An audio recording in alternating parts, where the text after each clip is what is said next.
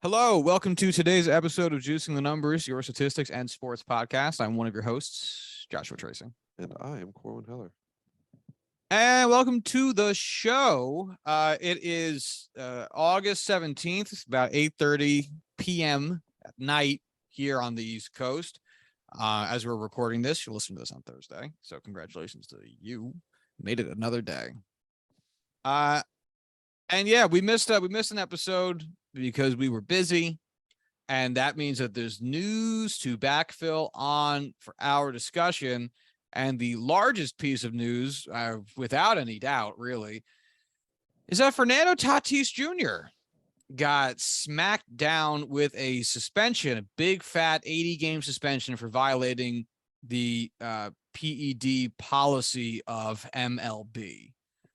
And boy, howdy, did that come out of nowhere and leaves the Padres and to a certain extent Tatis in kind of a weird situation. First of all, leaves the Padres in kind of a prickly sitch because they were expecting him back and they are looking to make a deep playoff run and obviously have to go up against the Dodgers, which, as Corey and I have talked about, has been an arms race for years. And especially as of late, they are like 10-4, 15-4 in their last handful of games. They're unstoppable. It is deeply upsetting. So there's that. And additionally, the Padres committed a whole bunch of money to Tatis, and he has missed a lot of time, in part due to the injury that he was rehabbing when the suspension came down, and then now will be because of the suspension as well. Which I will note is from an off-season bicycle accident. Not even a on-the-field injury. So there's a lot to kind of dig into with this. Because really, this runs the gamut of PED discussion. From major topics like the fact that, a player got a big all-star MVP caliber player got suspended, all the way down to some of the, like ethnic reasons for this stuff. Because And it's been a lot of players from the DR. It's been a lot of players from the DR who have gotten these suspensions from medications that they have been prescribed in the DR. This is the same thing with Robbie Cano a few years ago. So, I mean, really, this is the entirety. It's feeling like this touches like every single aspect of this, this rule implementation possible. mm-hmm. So from the start, how you feeling about your Padres? Incredibly not great. It's incredibly disappointing. I mean, Manny Machado's response basically talking about, and Mike Clevenger too, who both kind of emphasized like, hey, this isn't the first time you've had a stupid mistake that has seriously affected not only yourself and your career, but the team you play for. This is one that's going to be tarnishing for the rest of your career. We don't dislike you as a person, but you're letting a lot of people down, including yourself, and you expect better from a guy who's the face of baseball. I mean, he's on the most recent issue of MLB The Show. It's kind of hard to argue that he's not one of the most popular and looked up to players in the league.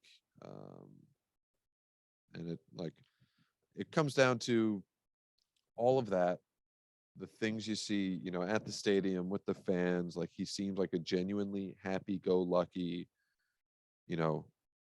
good person who just makes the stupidest fucking decisions. And it is, all in all, disappointing. Now, there's been some dispute, I guess, amongst the reports, the Tatis and his own family, about what the substance that he tested positive for was, and what it was intended to accomplish. So that's a little bit murky. At first, they said it was ringworm treatment, and then it was some people were saying it was to treat a fungal infection from a bad haircut. It's really kind of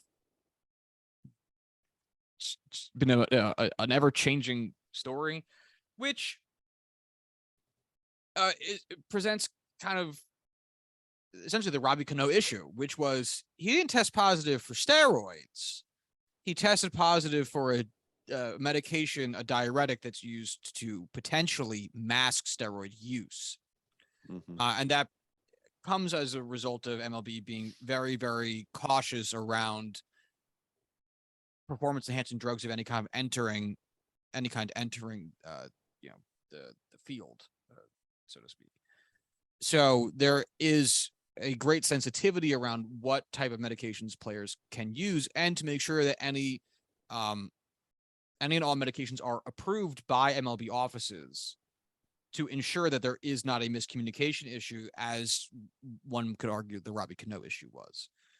So regardless, no one has said that this was steroids, at least that I've seen. I haven't seen anyone actually say this was steroids. I've only seen that it has been a banned substance under the PED abuse policy, which at the end of the day, it's still a suspension under that policy. So it might be splitting hairs. I guess it depends on how much you care about this issue. But there is that slight distinction. It is very believable, though, for it to be steroids, because Tatis is rehabbing an injury. And with how really well the Padres have played this season, and how much I'm sure Tatis wants to be on the field with his teammates and get ready and primed for a playoff position, one would understand his feeling of urgency to resume play. Close to ball, which is what he tested positive for, is an anabolic steroid. Oh, is it? Okay. Well, there we go. So it is a steroid. There you go. Now, it is what D. Gordon and Freddie Galvis were suspended for. You know, it's so funny because I was thinking of D. Gordon and Freddie Galvis when I was saying earlier about how the fact that he's an all-star kind of contributes to this whole large discussion, because when D. Gordon and Freddie Galvis had their suspensions, it was like, weird. Moving out of nowhere. Yeah, like, okay, neat. Done with that, I guess. Neither of them power hitters. Neither of them, none of them all-stars. Like, neither of them. They're both, I mean, I don't want to say lean guys, because Freddie Galvis is not, but they're not massive, bulky, hyper-muscular guys. It does seem like it's more of a lean recovery. Fuck do I know? Talking out of my ass, but that's what it is. Yeah. So, by the way, I'm just double checking myself. D. Strange Gordon, I should say, was an all-star twice. Freddie Galvis never been an all-star. Really? Cool. D. Strange Gordon has received MVP votes in 2 seasons. That's just wild to say. That is a future trivia answer that I will be like, oh, really? But we'll have no chance of actually getting. No. Hold on one second. So, to that effect, how this affects the Padres, I guess we can start there, since it's probably one of the least interesting pieces about this, looking at it holistically anyway. So the Padres, as mentioned, I think the last time we talked, has had Ha-Seong Kim slotted in the shortstop position for the majority of the season. He has been playing very well. He is a 102 OPS plus for the team. I can pull up some baseball savant numbers for you as well, but he is he should be the Gold Glover at shortstop. I'll say it. And he's not. We also detailed the Yankees shortstop situation last time we talked. He is not that. Like, it has not been a fuck, this is terrible. Obviously he has produced to an extent that is less than what one would hope offensively anyway from literally actually Fernando Tatis Jr. But he has been completely serviceable. His outs above average is in the 96th percentile. He is hitting perfectly reasonably. So, Like his sliders are all not very good, but at the same time, his actual results are basically league average, if not a skosh better. So to that effect, who fucking cares? So for the Padres, again, obviously this really hurts. You're going to be missing out on what is probably, another year of really, really cool Fernando Tatis stuff and production. But at the end of the day, it probably would have been maybe 30 games of regular season play, maybe. And then the postseason run. And we'll see how this affects things in the postseason. It's tough to speak to that right now. In the long-term vantage point, the Padres have committed over $300 million to Fernando Tatis Jr. So some people have been bringing up the financial aspect of this as well. Do you have any opinion?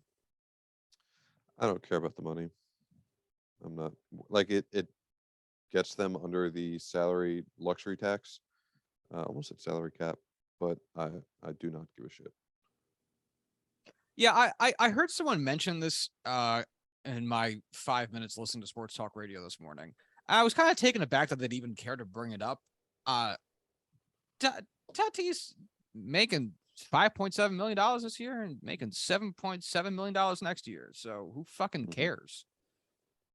Non-issue, like just complete non-issue. Obviously, there's conversation about the maturity of the player. As some people have seen this as being something of a slightly immature thing to do to rush back to resume your play. While I do think it's very understandable to be like, fuck, I gotta get back. He is young, and I'm sure it's also not going to be a long-term concern. I don't think we have to worry about Fernando Tatis Jr. habitually using steroids for the rest of his career. Now, to speak to because again, this really runs the gamut of subjects. If Fernando Tatis Jr. is to end up a Hall of Fame type player, he plays out the rest of his contract, really, which is another, fucking 12 years or some shit. Actually, yes, literally 12 years. And ends up being, a 90 WAR dude. Does this suspension matter? Because with a lot of the other guys that we've talked about, our Barry Bondses, our Alex Rodriguez's, our Roger Clemens's, their PED suspensions have come at the end of their career, in the final years of their career. And so because there wasn't firm testing before those points, there was speculation about to what extent of their career was tainted by PED usage, and therefore made those statistics invalid. However, with rigid testing and the fact that this suspension is happening in Tatis's, what would have been his 4th season in MLB, one could very reasonably assume that if he plays 10 to 12 more years of really high quality baseball with no further incidences under greater scrutiny because of a prior positive test, that he should probably be fine, I would think. But I'm wondering if you have an opinion. The only other big counter argument I would see right off the page is, yeah, because all of those guys tested for it later on in their careers, they never carried that cloud of suspicion and reputation with them for their entire career. I mean, yeah, Tatis could play another 15 years, play out his deal, put up 60, 70, 80 WAR, but the entirety of that time it will be under the guise of, oh well, he's a cheater. It doesn't matter that he's not currently, he has in the past, and shit, once a cheater, always a cheater. We'll have to see how the narrative works, because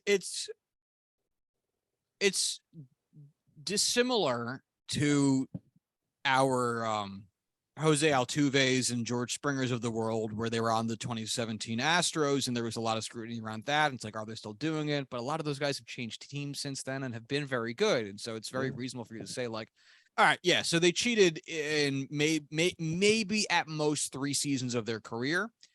But outside of that, if every season outside of those 3 seasons is just as good or only slightly worse than those 3 seasons, does it fucking matter? And the answer, I think, would be no. And I think it's even less murky when talking about Tatis because he will be under that greater scrutiny. And it's a very binary thing. It's either you are testing positive for PEDs or you are not. Whereas the did you find a new way to cheat thing could have a different answer, some conspiracy theory laden ass answer. Honestly, I'm with you now. Not that I wasn't before, just I absolutely could see that, and part of me hopes that that is the case because I do have faith in Tatis. And look, I'm a fan. I own his jersey. It's hard not to be unbiased. But I also like the attention and the attitude towards the Astro players, not from like Reddit and Twitter fans, but more of baseball and baseball media at large.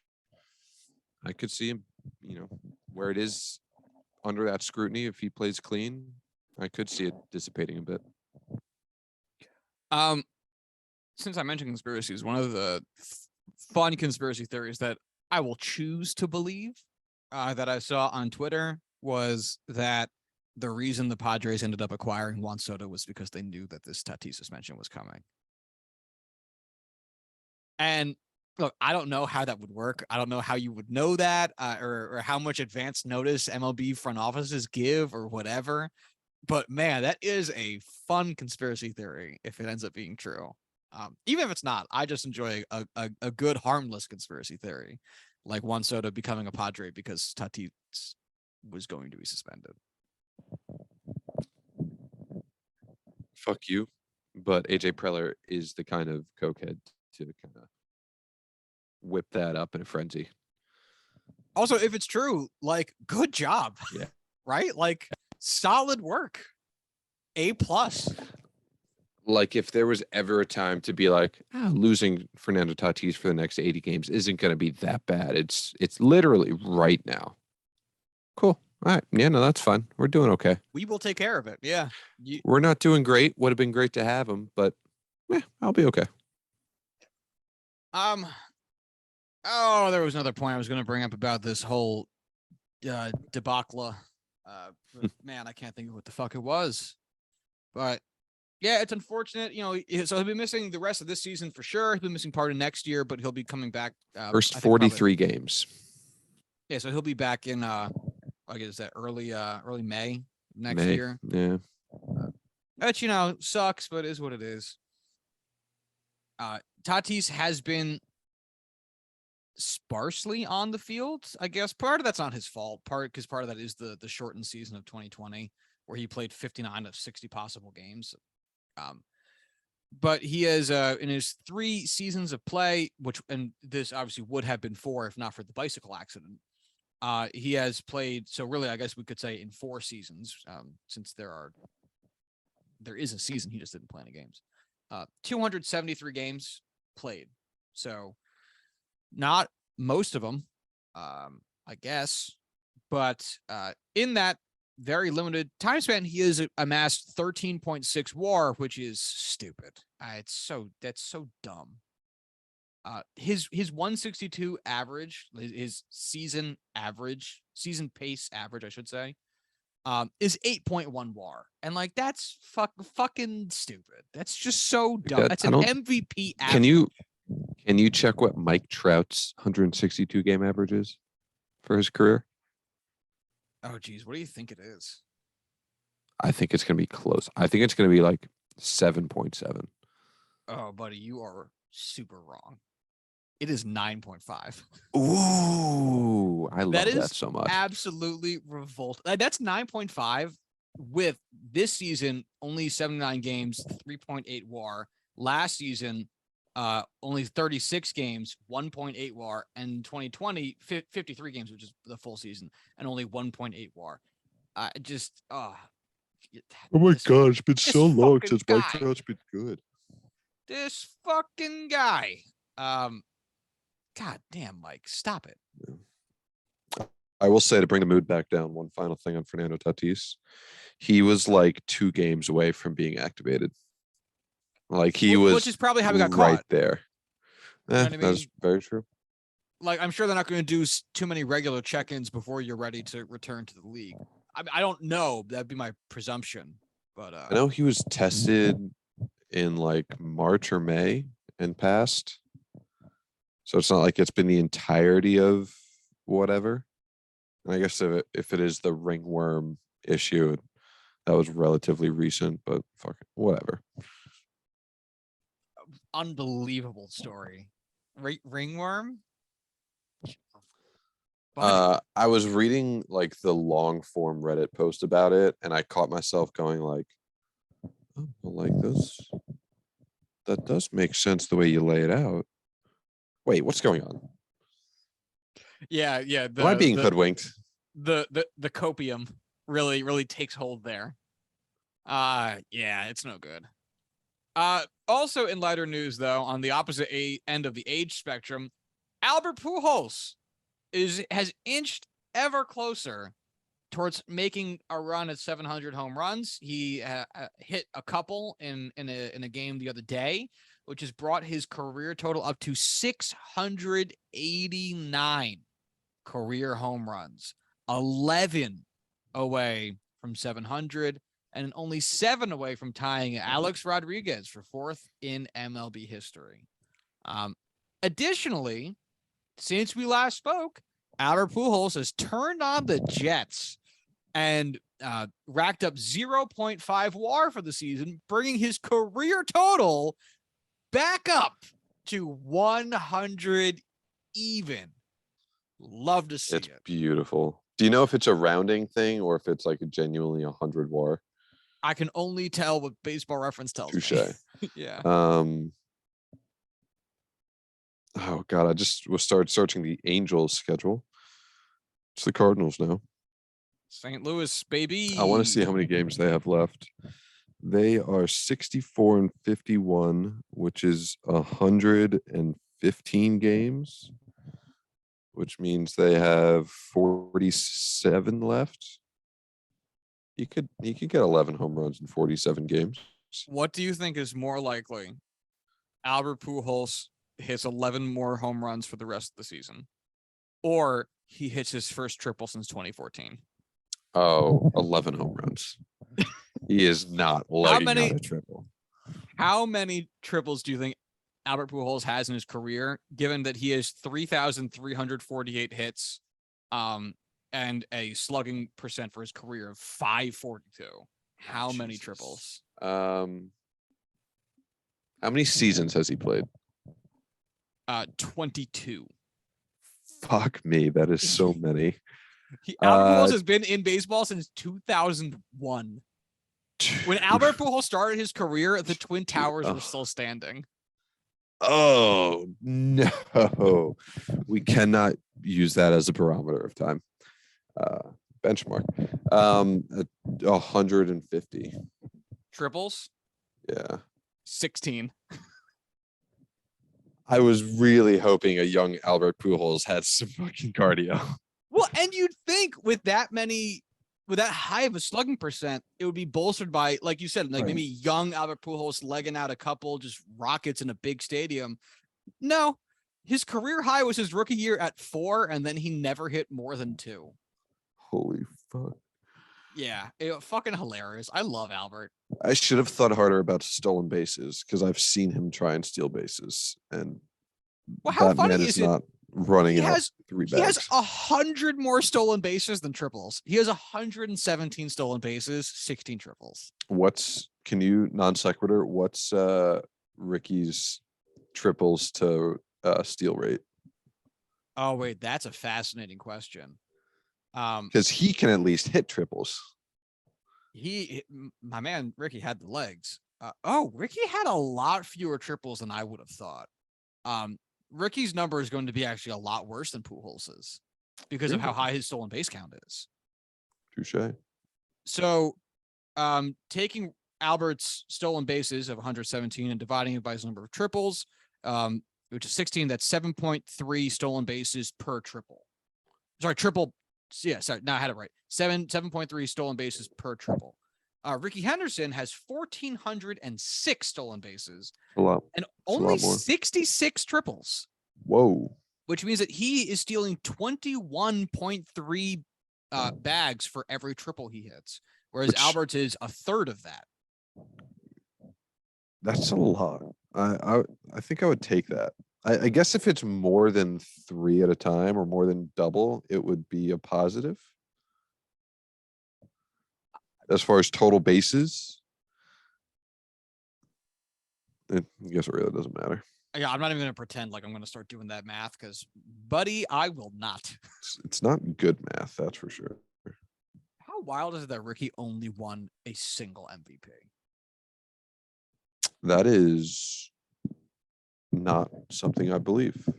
Sorry, I don't believe you. Yeah, and what's also wild is that Ricky made his last All-Star game in 1991 and then never went again. And from 92 to, let's see, 99, he was fantastic. He had an OPS plus for those seasons of 121, and also stole like a million bags. I don't actual number 340 bases. His on base was 410. How did he not make a single All-Star game? Wow. Man, just weird. All right, off topic. Too off topic. Question for Albert Pujols. Okay. If he hits, he's got 11 left. If he hits like 8 home runs, does he pull like an Ichiro and come back to start next season, play for a month, and then, hey, I got 700, I'm out? If A-Rod didn't do it, and granted, there's a little bit There are different because two he different got kind people. of blackballed, but Yeah. A-Rod was only 4 home runs away from 700. And if no one made that happen, I would imagine Pujols isn't going to hang around either, especially because he's already had like his goodbye tour, and I don't see him as like a Tom Brady-esque figure who's going to be like, nah, fuck it, I'm coming back. I will say, if God,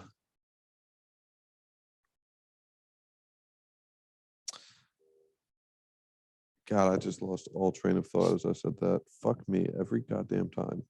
That's okay, buddy. Oh, Albert still smashes lefties. Like, he still has positive value for a team as like a pinch hitter. Oh, he totally does. I don't think Albert would want to. Okay. That's your angle. I get it. If you told me that the Cardinals brought him back for like not a lot of money just to hang out and occasionally pop in as a platoon DH, I'd say, okay, I could see it. The Cardinals do some weird shit, and they're usually smart about it, so it could work. But I don't think Albert would want. He's so old for baseball. This is his age 42 For a baseball season. He is going to be 43 next year. I think he should stop. How long does a baseball actually last in a game? Like, maybe an inning?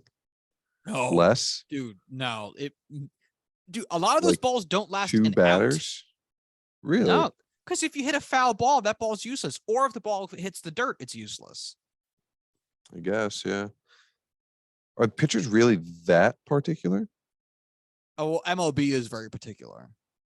Because once a ball has been fouled it's off, it changes the integrity of the ball and deadens it a little bit. So you have to change it out. And if the ball gets too dirty, then it becomes potentially dangerous, which is a rule back from the early 1900s when a guy died. I would imagine baseball technology and grip has gotten a little better. Visibility was the concern. Even though they darken the balls anyway? But not a significant amount. I get it for ones. Am I defending this very hard? No, I'm not. Fair. I'm just explaining the idea. I am just a frugal and conservative in that way person where that just seems wasteful. It does. However, they do end up usually becoming, if not AAA batting practice balls, then they do get like, they don't just throw them in a big old baseball dumpster bin afterwards. Like, they get sent other places to be used for other purposes where it's their true full integrity doesn't really matter very much. So they get distributed. Touche. Which is part of the other reason why I'm sure MLB is not like too fucking upset about it. Yeah. But, hey, how about that mud guy that might lose his job? The mud guy. Oh, the New Jersey mud people. Yeah. Well, the one dude that does it. Well, his family anyway. Hey buddy, your job is stupid. I'm sorry you might lose it, Yeah. but like, buddy, this is a scam and you know it. Like it's such a historic thing and it's such a unique, cool fact that like I want it to live on and I want this guy to succeed. Of course I want this guy to succeed. It's MLB. Fuck MLB. But at the same time, it's like, yeah, dude, you literally just you collect a couple buckets of mud a year. I know you're not like prospering off of it, but like it's not doing society anything. Yeah.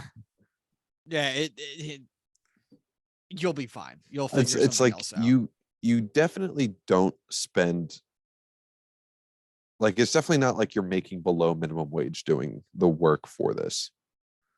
This seems like a very like low investment type situation. Like you'll do this. Oh yeah. This is weekend work. This is your side hustle. I hate that I use the term side hustle, but this is not a career. Yeah, no, being the MLB mud guy. It would be dope if he was considered MLB royalty and had like a super cool position and whatever. But no, Yeah. not in the real world. Okay. And moving on.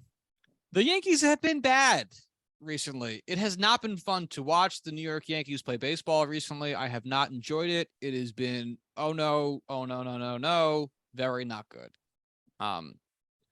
Yeah, not been a fan. And it has been getting progressively worse. As we are talking right now, the Yankees are playing the Tampa Bay Rays and are on the verge of being swept. I've got a current score of 4-2. And let me tell you, folks, not looking good. If you're asking the Yankees to overcome a 2-run deficit, I would say they don't have it in them. And it's confounding because the Yankees seem to be doing really well in the various stages of their performance over the course of the season. So if we look at their hitting, their monthly splits for hitting, then we can see in the beginning of the year, they were at let's see, which one of these do I use again? Relative player, relative to league. Yeah. In April, March, they had an SOPS plus of 122, so they were 22% better hitting than the rest of the teams.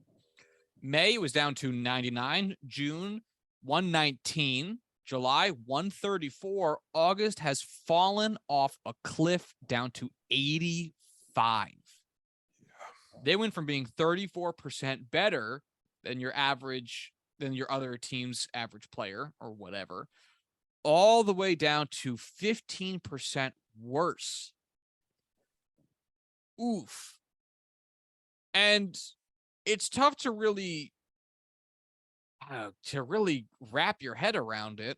Because if we look at 8-17 since the All-Star break, something crazy like that, yeah. Because I mean, if you look at stuff like how they've been slugging, I mean, every number goes down, but the slugging number is really what's so wild about it, which will paint the broadest picture, I think. April, March, 426. May, 401. June, 468. July, 479. August, 360. wow. They've only hit 15 home runs so far. Granted, there's still about 2 weeks left in the month, so that number could nearly double. But even if it does double, that 30 home runs will be their least since April, March, which barely even counts as a month.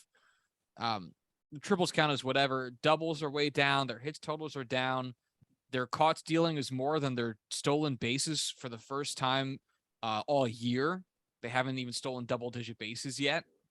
Everything has really taken a huge drop off. And walks are way down too. They've only had 48 walks on the month so far. So it's not just been the poor contact that's led to a massive reduction in their slugging. It's also been really poor play discipline that's resulted in them being incapable of hitting working counts and earning their walks, which I mean, makes sense when you look at the players they've been trotting out there every day now, because with Stanton hurt, most recently DJ LeMahieu hurt, Joey Gallo now off the team, Matt Carpenter hurt. MVP It's level Joey Gallo off the team. MVP level guy. But even when he was getting very much maligned, you knew he had the capability of hitting a home run. Whereas Isaiah Kiner-Falefa just hit his first one of the season the other day. And Aaron Hicks has 6 on the year, and I swear to God, all 6 of those are imaginary. We just got like full on indoctrinated as a society into believing that they happened. Like Kyle Higashioka, Marwin Gonzalez, I don't think has a hit since June. I'm being completely serious too. I don't think he has a hit since June. Holy cow. Miguel Andujar got optioned back down to AAA today. Like, it's been an embarrassing lineup almost daily. With the only 2 real threats in the lineup at this point being Aaron Judge and Anthony Rizzo. But it really, I mean, if you look at the team by OPS plus, it's catcher Jose Trevino 105, Anthony Rizzo 134, Gleyber Torres 107.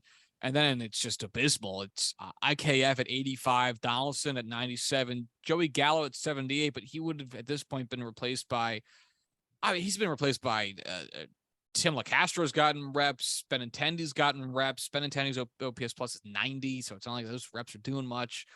Aaron Hicks is 88. Aaron Judge is 198, just huge from him.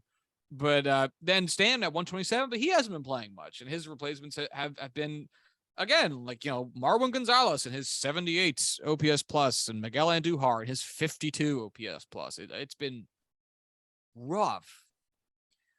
You'd think that the pitching had also gone through some similar woes based on what we've been seeing with the really quite poor record. And it has been worse collectively than it was earlier on in the year, but not to the point where you'd think that they'd be losing at the tremendous clip that they've been losing. Really, it comes down to the hitting. Their ERA by month, April, March, 2.70 as a team. May, 3.06. June, 2.94. July, 4. And then August has actually improved back down to 3.97. So right around July, but been certainly an improvement. The problem is in July, the team was mashing. So even though they didn't have the best record coming back from the All-Star break, it didn't really matter too much. But August, man, they have lost a ton of 1 to 2 run games because they cannot put guys across the plate. It's been confounding. And, you and I just talked about this the other day about how they've been having these issues with guys at shortstop and some of the other positions and how production has fallen off a cliff, and their refusal to have done anything at the trade deadline and their refusal up until today of calling anybody up. They finally called up Esteban Florial and Oswaldo Cabrera to try to spark the lineup, but it's been mind-blowing to watch it happen. Mm-hmm. I guess what I want to know is, do you expect the ship to be righted? Fuck me. I would say no. Go ahead. No, I was just trying to rephrase, but you got it. I say no. I think that the team will improve by the end of the year. Like, I'm not going to sit here and tell you that they're a true 68 win pace team. They're underperforming like crazy right now. But the pitching's good, and it's going to stay good. I know Clay Holmes went on the IL, but he'll be back and blah, blah, blah, blah, blah. But once you get DJ back, Stanton back, someone else I can't think of who's currently hurt. I know I said it. I can't think of. Matt Carpenter back, who may end up coming back. To be seen. They'll help round out the lineup a little bit, and hopefully one of the young guys between Florial and Cabrera end up providing some level of impact. But the problem is there's only so much better the team can get because the Yankees didn't make any big acquisitions. And I understand, like I was saying last week when we recorded, I understand that Harrison Bader's going to provide some really good value, especially defensively out in the field, and his bat will likely be an improvement over Aaron Hicks. Totally get it. How much better? How much? Mm-hmm. Gleyber Torres, I don't even know what to do with anymore. It's getting tough. I know his 107 OPS plus isn't like destitute. It's still better than average, but man, he's been Hit a looking 2-run homer rough out today. there. He did, so that'll probably go up, but he's been looking listless out there. It's wild. And they have him leading off, which oh god, I hate it. And it's just so odd to see a team be on pace, and we say on pace a lot, and on pace doesn't really mean much, but the huge fall from being on pace to break the single season wins record all the way down to being a on pace 68 win team, had the season started at the All-Star break, is fucking wild. We're literally talking about the difference between winning 117 games and losing about 100 games. Colossal shift in team performance over a stretch of time.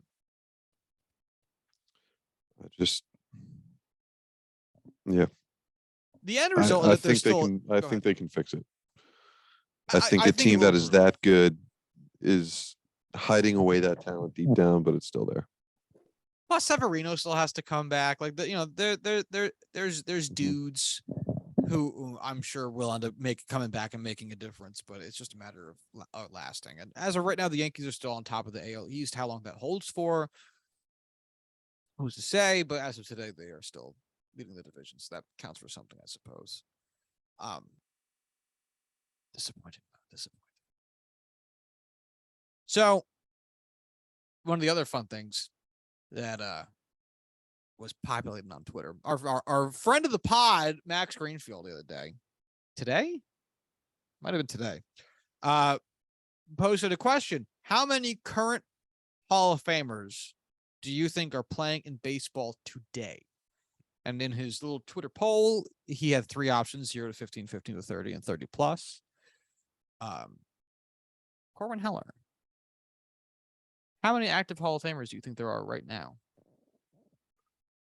I looked at the list earlier of total WAR leaders among active players, and immediately I was like, oh, there could be easily 30 plus guys right here. But honestly, like guys that I'm genuinely confident about, that I fully expect to make it,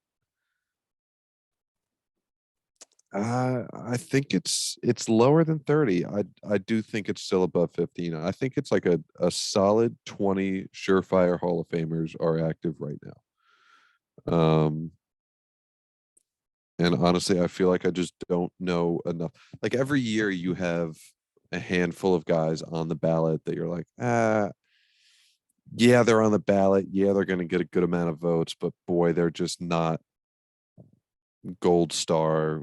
Absolutely, they'd get my vote caliber. And I don't know if we get to 30. I think it's well above 30. Okay. Do you want to run down the list? No, because that's a lot of names. Because we don't know all of them. Because you're forgetting that this is someone's rookie year. What happens if Julio Rodriguez plays for 13 fantastic seasons and ends up being a Hall of Famer? So I picked 3 random years, each a decade apart, 1983, 1993, and 2003, to see how many Hall of Famers active were there in each of those years. So starting with 1983, players who were active in 1983 who would go on to join the Hall of Fame. There were 27 batters, just batters, and 15 pitchers. Sure. 42 players in the 1983 season ended up becoming Hall of Fame players. If we stretch that out, or we take a view 10 years down the line, 1993, just batters, 30 batters in the 1993 season will go on to become Hall of Famers. An additional 12 pitchers, 42 total players in 1993 season will go on to become Hall of Famers. In 2003, the numbers greatly reduce. I think this has a lot to do with this being the steroid era. So it's Touche. yeah, there's guys here that one would expect to have made it who just did not. But there's 16 batters, and my pitchers took a minute. Sorry, actually, there's more than that. There's 18 batters and 9 pitchers, so that's 27 players there. This number will go up a little bit, because I know Pujols is still active from the 2003 season. But Yeah, I think I mean, this is a slight aberration because of, again, the steroid era. And it gets exemplified by the fact that the 2 prior decades I picked had, well, a lot of guys. Like Manny Ramirez isn't going to make it, which skews this. Alex Rodriguez isn't going to make it, which skews this. Clemens and Bonds obviously didn't make it. There's going to be a number of those guys. Andy Pettit. yeah. No, you absolutely boomed me with the logic. You are very much correct. And not even very much. You are much, much more likely to be correct than I am. Yeah, and it's the funny part about considering Hall of Fame people as who is currently of the players today we know going to go to the Hall of Fame. Mm-hmm. That's a different question. And it's funny because you can really, I feel like you can even see how much 2003 is an outlier just considering how many dudes you could probably name today. And think of and if you think to yourself, all right, these are the locks. Like these are the guys I know if they retired today would make the Hall of Fame in their at some point at the start of their eligibility period. And then you consider all the dudes that who the fuck knows, man? Is Michael Harris II, who we also have to talk about at some point, is he going to make the Hall of Fame? He fucking might. Who the fuck knows? This dude's career just fucking started. Dude, Jake Cronenworth could go off and have the Hall of Fame career. I would love that so much. You have no idea how much I'd love that. I would love it so fucking much. Like if anyone on that team to pop off and have a Hall of Fame career, not named Manny Machado or Juan Soto, I want it to be Jake Cronenworth. It would just be a fucking blast. Like whatever would happen to cause Jake Cronenworth to be a Hall of Fame player is something I would just like to see. Very true. Because it can only be fun. Honestly, a lot of steroids would help. There are 3 active hitters today from the 2003 season. Who are they? Actually, one of them is definitely a pitcher. Cool. Albert. Albert is one. Nelson so Cruz. Obvious. I can't believe I didn't think of it. No, not Nelson. So then Cabrera. Miguel Cabrera is the other one. Now, can you name the pitcher? I'm trying to think. Rich Hill is the only person old enough to even make me think that, but I know he got a relatively later start. Man, 2003, 19 years as a pitcher. He has appeared in 7 games this season, posted a 15.75 ERA. Is it from the Mariners? Felix Hernandez? No, it's not Felix Hernandez. Is he still playing? I think so. I don't remember. Damn, I looked it up because I really wanted to know. And Fernando Rodney was the only guy I could think of. No. Also, but he hasn't played in a few years. Same with Fernando Rodney. Conspiracy brewing. I thought I saw him in a uniform this year, but it does not surprise me. Yes, I do. Relief pitcher Oliver Perez. Wow. Yeah. Oliver Perez. His first season was with the San Diego Padres in 2002. And this year he has been playing for the Arizona Diamondbacks. A guy who has played for 20 years having 10.7 career WAR is hilarious. And he has nearly 15,000 innings pitched. 15,000? 1,500. I was just saying. He only has to play for 90 more years. what's more wild, the WAR total being so low, or the fact that he has not a single accolade to his career? Not just no All-Star games or no Silver Sluggers or Gold Gloves. He wasn't like on a team that went really far. You know what I mean? Like there's no like Wow, no AL ALDS. MVP. Yeah. Yeah, like Well, ALCS MVP or World Series ring no, or anything.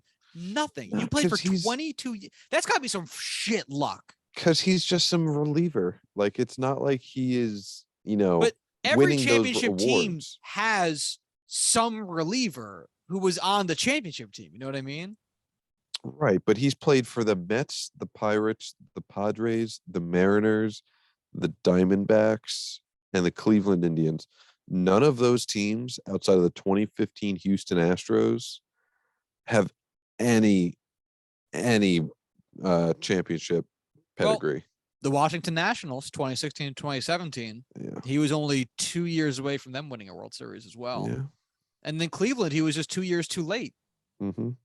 Like towards the end of the career, he does have that stretch where it's like, yeah, he was within a couple of years, You but know it's what's not like, wild? Hold on. You know what's wild? When he joined the Padres, they had only just been to the World Series 4 years prior. yeah. The Padres have not been to the World Series in 24 years. And when Oliver Perez made his major league debut with them, they had been there very recently. Mm. That's fucking amazing. That was a bright upstart organization. And then they weren't good. 20 years. Yeah. And then one of their all-star players crashed his bicycle. But yeah, it'll be interesting to see how many players end up going. It's got to be like 40. What do you think his career high WAR is for a season? Oliver Perez, Yeah. it's got to be low.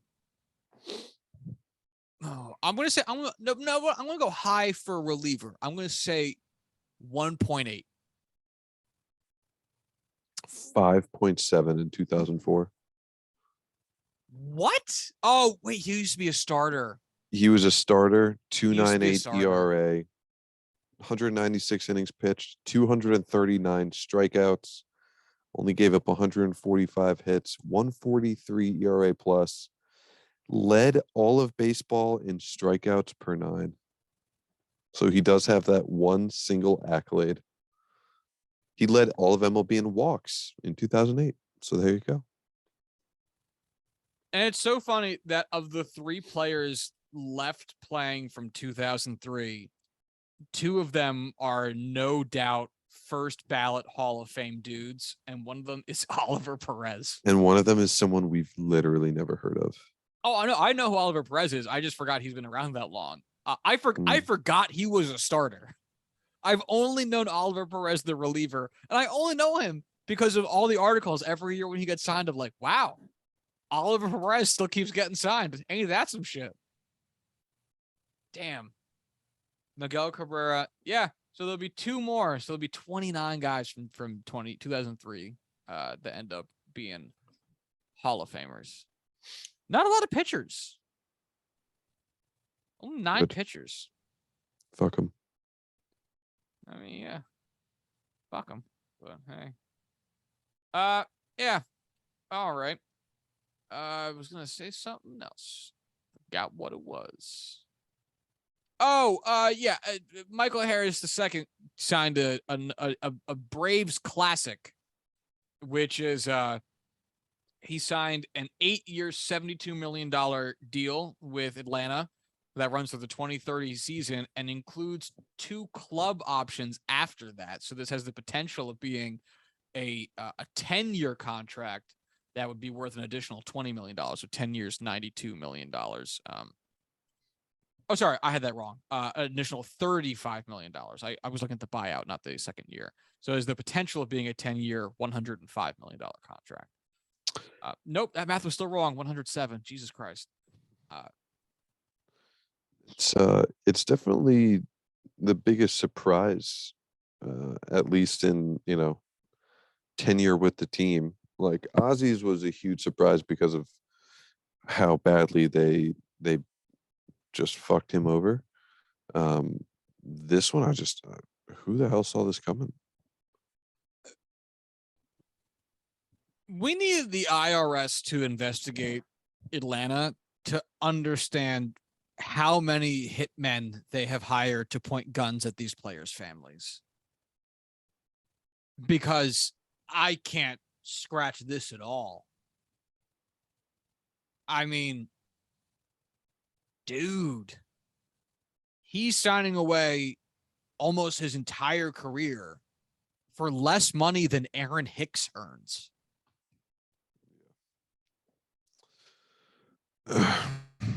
Aaron Hicks in his 30s signed a 7-year, $70 million contract for $10 million per year. And Michael Harris II just signed a deal that pays him $9 million a year. Dude, how on earth do you begin to rationalize that to yourself or to sell it to a player? How? In my mind, this is you haven't proven yourself outside of half a season. Here's $100 million, and you can have a 10-year career and get your pension, get yourself covered for the rest. Like, I don't necessarily agree with it, but I get how they sold it. Well, that's the thing. I always get how they sell it to players because at the end of the day, it is life-changing money that is fully guaranteed. And these guys are young and they want to make sure that they have set themselves up as a good position for their financial future. It's an easy sell. Totally get it at a rudimentary level. What I don't get is you don't get to be a professional athlete, whether that's NHL, MLB, NBA, NFL, whatever, without being a cocky motherfucker. You don't, because you have to be. You have to say to yourself, I'm the fucking best guy on this goddamn team. I know it, and I'm going to be the best guy on the next fucking team I play for too. You don't have to be a dick about it, but you gotta have that in you to say, I am going to be the best. I'm going to be better than I was yesterday. Otherwise, there's no chance you make the show, whatever show that might be. And I don't get how you take that mentality and it doesn't get extended to the financial future of you and your family. That's the part I don't understand. And I don't understand who's fighting for these players. Because how do you look at guys like Correa, who has signed a huge deal with the Twins that gives him so much power for his own future and pays him so much money that he's getting at age 27, which Michael Harris II won't get the opportunity for because, Correa hit free agency at 27. Harris won't hit free agency until he's 29 at best, 31 at worst. He'll never have the opportunity to do something like that. And I don't get how you rationalize that to yourself because Correa, if he stays with the Twins, I'll double check, but I believe he's going to make more money in 3 years than Harris will make for the entirety of this contract. I mean, the argument, the contrarian argument still is, like Ozzy Albies, Ronald Acuna were both top 10, top 5 prospects when they, debuted. Harris peaked at like 90. It's not like he's the same caliber prospect with that pedigree carried along with it. I get that you have to be a confident guy to be an all-star caliber athlete, but he's not the top of the pyramid type guy where you have a strong expectation to be able to make more than $100 million in your career. Well, and I understand that. And the other thing I want to say is, because Michael Harris's service time, Major League service time, I believe will start this season because he has no prior appearances. What would have been his salary, it would have been 3 years of league minimum and then 3 years of arbitration. So let's let's just say league minimum is 750 because I kind of forget what it is, and that seems close enough. So that times 3 is $2.25 million. And then if we average out his arbitration over 3 years, and let's call it, I don't know, what do you want to call it? 10 million a season just to average out the 3 different arbitration years. Mm-hmm. All right. So that's another $30 million. Yeah. So that's $32.25 million. So we can say effectively that of the 72 million he's getting, 32 of that is just buying out the beginning years of his contract, and then for the first 6 years, and then it's 4-year 40 million after that, which really still just kind of averages out it to being around 10 million per season anyway. So it's not a huge difference. Just wanted to throw that out there as well. And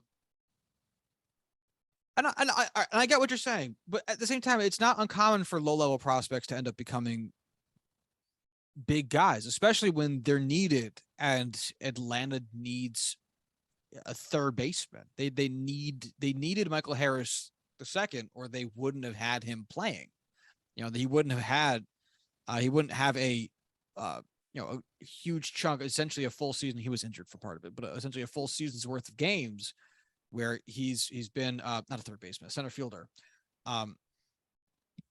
If they didn't need, and for the fact that they come to him with a contract offer in the first place shows that. It shows like, hey, we need the idea of you being around.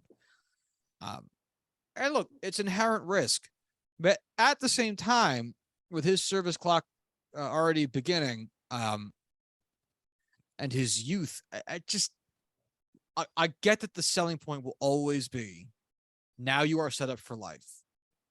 But the point of it is at the expense of what? Mm-hmm. Because he is going to be providing in labor significantly more financial value than he will be receiving. Significantly more. Yeah. And unless there's some player options in there that we haven't seen, there's no way for him to really correct that. Which, oof. Yeah, I'm looking at it again. There's no player option.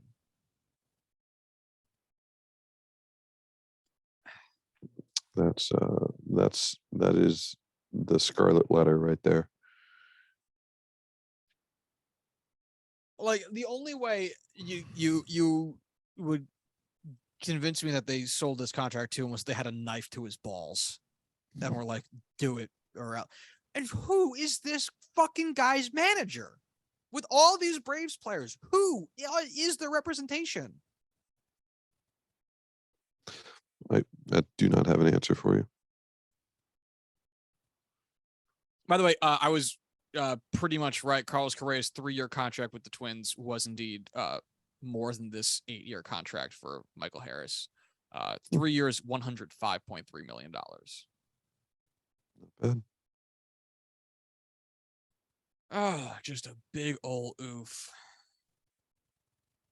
Do you have anything more you'd like to say about this? I know we've been going for a while. It might be time to wrap it up. Nope, I am spent. All right. Well, there's other stuff going on, but we're gonna have to leave it be for the time being.